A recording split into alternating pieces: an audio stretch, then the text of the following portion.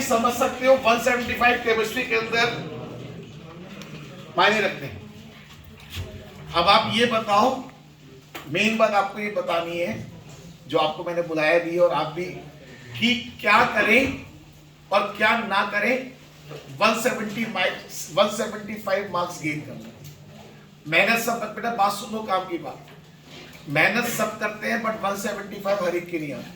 इनका सिर्फ एक ही क्वेश्चन गलत हुआ था जो उन्होंने मुझे बताया, ब्लास्ट फर्नेस वाला। जिन बच्चों ने नीट वाला पेपर दिया होगा याद होगा, एक ब्लास्ट फर्नेस वाला क्वेश्चन गलती से गड़बड़ हो गया, वरना 180 खींच जाता। 175 मार्क्स है, तो बताइए आपने कैसे करा और क्या करा? इसके लिए सर सबसे पहले तो वो एक तो सिलेबस का पता होना बहुत जरूरी है। कुछ इधर उधर था या बाहर था पढ़ने था, उससे कुछ फर्क नहीं पड़ेगा। अगर सिलेबस तुम्हारा बहुत ज़्यादा वो है, तो छोटा है, शॉर्ट है, जो पूछा है वो ये, मतलब यहाँ पे ज़्यादा वो एनटी वाले आपसे वो नहीं पूछेंगे आप कितने नॉलेजेबल है, कितना बाहर से पढ़ते हैं। वो जो सिलेबस आप बस उसको पढ़ो, वो बाहर तो पूछना नहीं चाहते। अब आप ये बताओ, तो बात समझना, तो वो सुनो, मैं आपसे बात, आपके टोटल मार्क्स कितने आए? 657। इनके टोटल मार्क्स है 657, और कल जो बच्चा आया था उसके 643 थे। कल जो बच्चा आया था वो 643 थे। 657 मेरे ख्याल से केजीएम से तो मिल ही जाएगा। 3000 रैंक है तो केजीएम से तो मिल ही जाएगा। तो आप देखो, यूपी का टॉप कॉलेज, बल्कि ऑल इंडिया लेवल पे जो कॉलेज है वो आप गेन करें, इस बात में तो सच में। बेटा एक बात समझना, मैं बार बार बोल रहा हूं, आपके सामने स्टूडेंट है, जैसे एक बार बच्चा प्रशांत वत्स आया था, उसकी कुछ बच्चों ने बात सुन ली थी, समझ ली थी।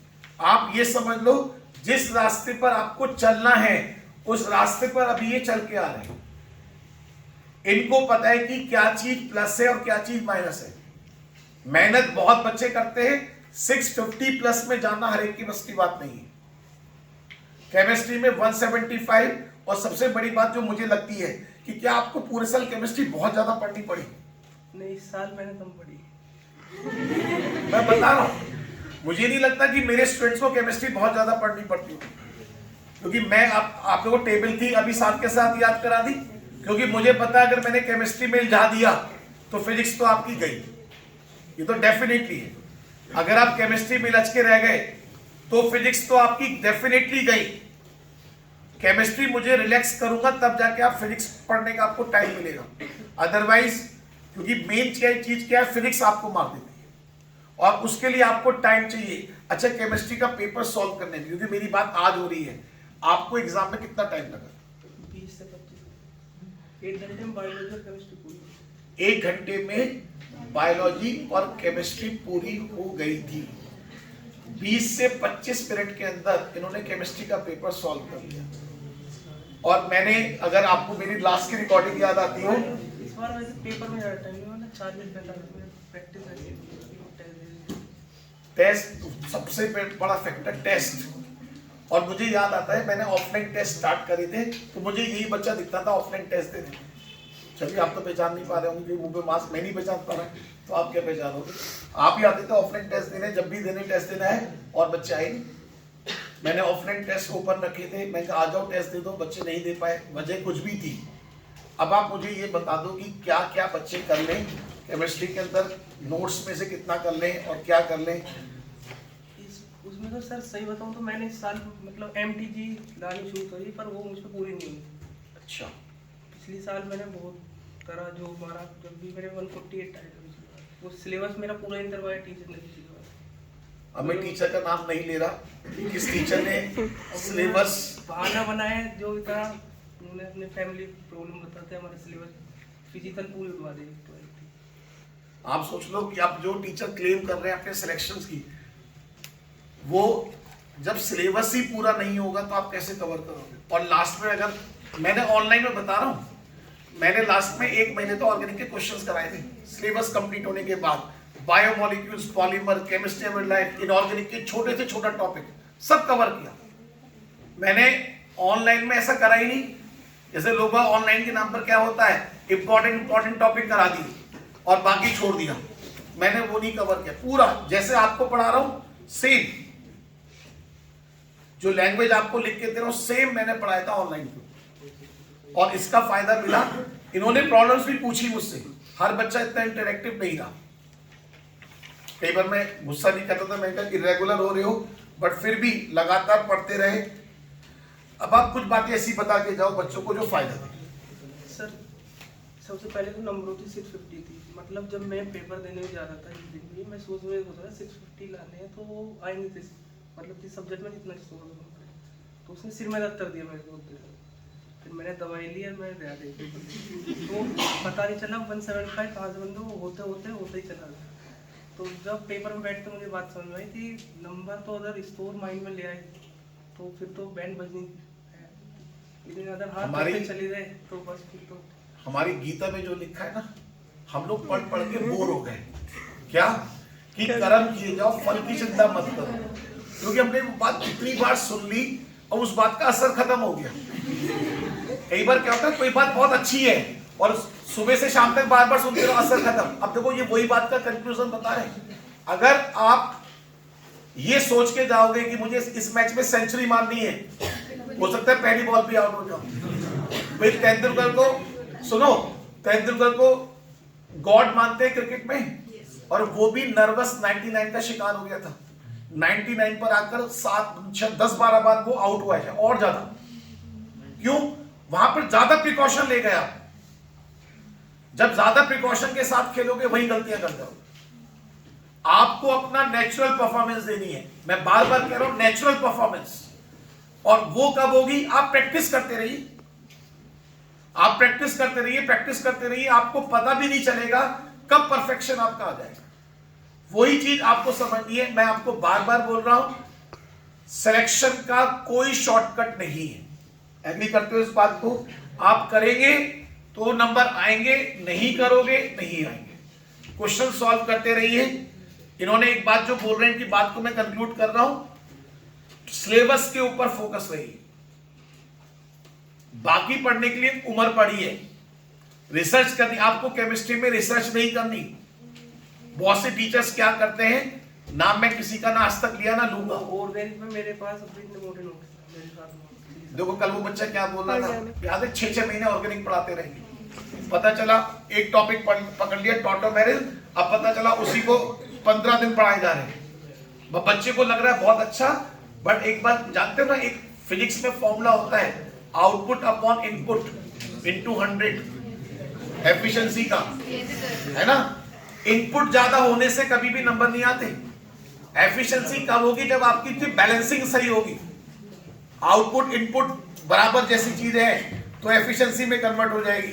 अगर आपका इनपुट ज्यादा हो गया, पता चला ऑर्गेनिक में 6 रजिस्टर, बच्चे मुझे दिखाते सर ऑर्गेनिक में 6 रजिस्टर भरे हुए हैं, मतलब इतने मोटे मोटे रजिस्टर भर जाते हैं, हम कैसे आउटपुट में करें? और मेरी ऑर्गेनिक में मैंने शायद 70-80 पेज में खत्म कर दी और उससे बाहर कुछ नहीं आता। आज से 3-4 साल पहले एक बार ऑर्गेनिक में क्वेश्चन आया था बाहर से, वो क्वेश्चन भी मेरे नोट्स में से था।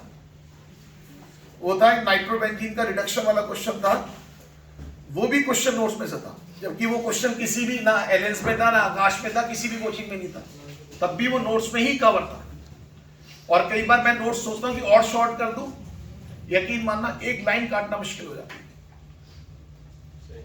अब नोट्स में एक लाइन भी नहीं काट पाता कि मैं एक लाइन कट कर दूं या ये लाइन छोड़ दूं, नहीं, एक्स्ट्रा तो कर सकता हूं बट लाइन कट नहीं कर सकता। इसलिए ये बात मैं आपको इसलिए बोल रहा हूं, आपके सामने 175, देखो मैंने आपको पहले भी बोला था मैं इंडिविजुअल पढ़ाता हूं, मेरा फिजिक्स से कोई मतलब नहीं, मेरा बायो से कोई मतलब नहीं। 175 का मतलब आप समझ सकते हैं इन ऑल इंडिया रैंक, भाई ऑल इंडिया 175 में टॉप 100 में तो होंगे भाई। 180 में से 180 वाले 2-4 ही बच्चे होंगे, मैं समझता हूँ 10-15 बच्चे होंगे, वो भी एक क्वेश्चन गलत हो गया, वरना ये भी 180 में होते। ब्लास्ट फर्नेस कोई ऐसा बड़ा क्वेश्चन था नहीं, तो एग्जाम हॉल के अंदर तो आप समझ लो, मैं आपसे कह दूं ये आंसर शीट भर दो तो भरने में गलती हो जाती है। अगर आपके सामने आंसर शीट हो और भरनी है तो एक क्वेश्चन तब गलत करता हूं। और बता दो कुछ काम की बात इन्हें। और सबसे बड़ा सर इस बार जो वो क्लियर था बच्चों में, वो था ऑप्शन क्वेश्चन बढ़ गए, क्वेश्चन बढ़ गए। एक जो इस बार नेगेटिव फैक्टर बता रहे हैं कि ऑप्शंस क्वेश्चन बढ़ने की वजह से रीडिंग टाइम बढ़ गया, और रीडिंग टाइम बढ़ने की वजह से क्वेश्चन छूट गए। क्योंकि 20 क्वेश्चन एक्स्ट्रा पढ़ने पड़े, और जब 20 क्वेश्चन एक्स्ट्रा पढ़ने पड़ रहे तो वो टाइम खा गए। उसके लिए सबसे बड़ा सॉल्यूशन मैंने ये निकाला थी, बस पहले राउंड में करते चले जाओ, चाहे 10 क्वेश्चन हो ऑप्शनल में, क्योंकि ऑप्शनल में इतना पता चल जाती है हार्ड क्वेश्चन तो 10 भी होने थे नहीं है पहले राउंड में, 6 हो 7 हो 8 हो वो सब करते चला जाए, बाद में सिलेक्ट कर लें तो कौन से भरने हैं। तो कभी वो प्रेशर सा नहीं आया कि अब क्वेश्चन ज़्यादा हो गए, टाइम कम है, वो हुआ 20-25 मिनट में पेपर खत्म हो गया। 20-25 मिनट में केमिस्ट्री खत्म हो जाना इनका बहुत बड़ा प्लस पॉइंट है। और मैं आपको ये बता रहा हूँ, ये बात ये बच्चा बोल रहा है और भी बच्चे बोलते हैं सर हमने केमिस्ट्री का पेपर 20-25 मिनट में खत्म कर लिया, क्योंकि मैं इसी चीज को लेके चलता हूं कि मुझे पता है अगर मेरी केमिस्ट्री टाइम पे कवर हो गई तभी आप फिजिक्स कर सकते हो, क्योंकि फिजिक्स को तो टाइम चाहिए। और ये बात मैं शुरू से कह रहा हूँ, फिजिक्स और जिनके पास मैथ है तो ऑब्वियसली मैथ में तो और ज्यादा टाइम चाहिए। टाइम बचाने के लिए आपके पास सिर्फ केमिस्ट्री है। आपके बायो सब बच्चे करते ही हैं, सब बच्चे जितने टाइम में करते हैं सबका लगभग एवरेज टाइम वही रहता है। बात केमिस्ट्री के अंदर है कि आप केमिस्ट्री में कितना कम टाइम में कितना सही पेपर कर पा रहे हो। और आप ये बताओ, क्योंकि सिर्फ ऑनलाइन में पढ़े, ऑनलाइन में बहुत सारे ऑप्शन थे पढ़ने के लिए, क्या प्लस माइनस क्या प्लस लगा? प्लस सर सबसे ज्यादा मुझे सिलेबस सर थोड़ी टीचर पर भरोसा, क्योंकि पिछले साल वो 2 दफा लिया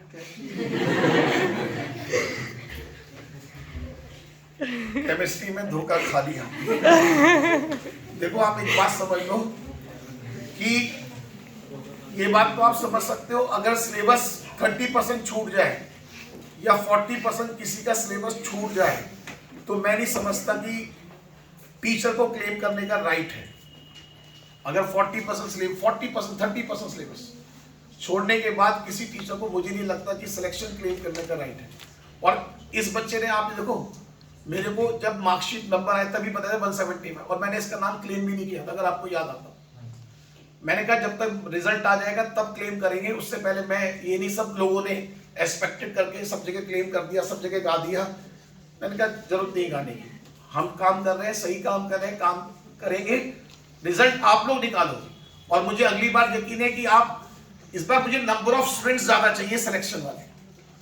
ऑनलाइन में तो बहुत बच्चों से कम कांटेक्ट हो पाया, बट मैं फिर बता रहा हूं, जो बच्चे ऑनलाइन में लगातार पढ़ते रहे उनकी अच्छी आउटपुट थी। ये मेरा अपना पर्सनल एक्सपीरियंस था। जो बच्चे एक बार पीछे हो गए, रिकॉर्डिंग पर आ गए, आज क्लास कर ली कल क्लास नहीं करी, वो पीछे होते चले। जो बच्चे लगातार लाइव आते रहे, लगातार पढ़ते रहे, उनकी आउटपुट सच में बहुत अच्छी है। ऐसा कुछ नहीं है, कोशिश तो मेरी यही थी कि मैं बेस्ट टू बेस्ट आपको करूं, बट फिर भी और कोई बात याद आती हो जो बच्चों के काम आ सकती है? तो सर सिलेक्शन के लिए प्रोबेबिलिटी फैक्टर बहुत ज़्यादा मायने रखता है। प्रोबेबिलिटी फैक्टर आपको मतलब रोज पढ़ना पड़ेगा। आप एक दिन ऐसे नहीं कि एक दिन 10 घंटे पढ़ लिया, दूसरे दिन साहब मामला 5-6 घंटे रोज पढ़ो, तो प्रोबेबिलिटी फैक्टर काम करेगा। 80% क्वेश्चन आपसे आएंगे प्रीवियस ईयर जैसे क्वेश्चन, 20% नए क्वेश्चन। तो पहले 80 तैयार हो जाए, 20% पे बात हो जाए। समझ तो को बात बिल्कुल प्रैक्टिकल कह रहे हैं। मतलब लोग बात भी, जो बात में अगर आप सुनियो, मेरी बात याद आ रही है, मेरी बात मैच होती हुई दिखाई देगी। मैंने कहा आपको ये लगता है कि मैजिक क्वेश्चंस या ऐसे क्वेश्चन जो बाहर से आएंगे, वो तो बात की बात है। पहले जो 80% क्वेश्चन आपके प्रीवियस ईयर पर बेस्ड आते हैं, वो क्वेश्चन आपके इतने परफेक्ट होने चाहिए कि मतलब देखते टिक हो जाए। तुमसे ही आपका माइंड सेट हो जाएगा, सिलेबस पे कमांड आएगी। हम 2 साल करने के बाद मुझे पता चल गया कि सिलेबस में कहाँ से क्वेश्चन आने वाला है, कहाँ से नहीं आने वाला, इतना ज़्यादा वो हो गया। समझ रहे बात को? ये अगर मैं आपको प्रशांत वत्स का इंटरव्यू, प्रशांत वत्स जब यहाँ पर आया था वो भी यही कह रहा था। बस उसने एक बात कही थी जो मुझे और भी अच्छी लगी थी। सर जब मैं एग्जाम देने जा रहा था मुझे इतना पता था मेरे 630 प्लस तो आने ही आने, पेपर कोई सा भी आ जाए, पेपर कोई सा कितना भी टफ आ जाए, 630 प्लस तो मेरे आने ही आने, क्योंकि मैंने इतने पेपर ट्राई कर लिए थे, इतने क्वेश्चन ट्राई कर लिए थे, मुझे इतना पता था कुछ भी हो जाए 630 प्लस तो मेरे आने। अगर पेपर टफ आया तो 630 और पेपर थोड़ा सा मॉडरेट रह गया तो उससे ऊपर जाता है। और ये कंडीशन भी आपको फील करोगे, कोई झूठ बात नहीं है। जब आप किसी चैप्टर को बहुत अच्छा पढ़ लेते हो बहुत अच्छी से पढ़ ले तो आपको पता है 50 में से 40 क्वेश्चन तो हमारे ठीक होने होने। पेपर आसान होगा तो 45, टफ होगा तो 40, क्योंकि सारे क्वेश्चन कर डाले, कुछ छोड़े नहीं। किसी के मन में कोई बात और पूछनी हो तो पूछ सकता है। कल भी बच्चा आया था, आज भी आपके सामने है। So how do we attain that speed of solving the questions? Speed का तो मैं बताऊँ, मैं पिछले साल पेपर करता था तो 40-45 मिनट में ही ले लेते। वो धीरे धीरे जैसे प्रैक्टिस हुई और सिलेबस की तरफ हम बढ़ने शुरू हुए थे। तो पहले पिछले साल केमिस्ट्री में मैं इतनी पढ़ाई, फिजिक्स अपनी 3-4 नोटबुक भरी पड़ी 11th 12th थी, फिजिक्स तो पता ही नहीं था, इनऑर्गेनिक पता ही नहीं था। तो ये चल रहा है, आप ये बताओ, ये मैं बता रहा हूँ, ये चल रहा है कि मतलब कुछ पार्ट तो बहुत खींच दिया और कुछ पार्ट बिल्कुल ही ब्लैंक। और ये चीज सबसे ज्यादा खतरनाक है, चाहे कोई सा भी सब्जेक्ट। अब जब इतना सारा पढ़ने के बाद मैं सर के पास आया, पता चला अच्छा सिलेबस मुझे इतना चाहिए, इतना छोटा सा पढ़ना है, तो उससे अपने आप स्पीड बढ़ती चली। वो पता नहीं चला कि पहले बायो में मेरा टारगेट रहता था 1 घंटे का, वो पता नहीं चला कि लास्ट टाइम में 2-3 महीने में क्या हुआ, 20 मिनट का आ जाएगा। अब वो ऑनलाइन की वजह से था, ऑफलाइन की वजह से वो मुझे नहीं पता चला। क्यों? कुछ बच्चों को सूट कर गया। मैं आपको चीज सुनो, मैं इसकी बात को कंक्लूड कर रहा हूं। आपको सिलेक्शन मत सोचो, आपका काम है क्वेश्चंस करना। जो बच्चा 200 क्वेश्चन पर डे कर रहा है, 1 महीने में उसके 6000 क्वेश्चन होते हैं। 200 क्वेश्चन पक्के कर रहा है, एक बच्चे के 6000 क्वेश्चन पक्के हो रहे हैं। आप फील करोगे जितनी बार आप क्वेश्चंस करते चले जाओगे, आपकी स्पीड बढ़ती चली जाएगी। ये तो आप भी मानते हो, घर से जो क्वेश्चन करके आते हो, जब वो क्वेश्चन टेस्ट में दिखता है तो क्या उतना ही टाइम लगता है? सोच के देखो। और जो क्वेश्चन आपने 2-3 बार घर पे करा होता है, जब वही क्वेश्चन टेस्ट में आता है तो आपकी स्पीड उस क्वेश्चन पे बताओ कैसी होती है? फास्ट होती है। तो मेन बात है प्रैक्टिस। जितनी प्रैक्टिस कर लेंगे उतना अच्छा है। ठीक है, फिलहाल अभी मैं नीचे आता हूँ, ऑफिस में वेट करूंगा। ठीक है, बेस्ट ऑफ लक।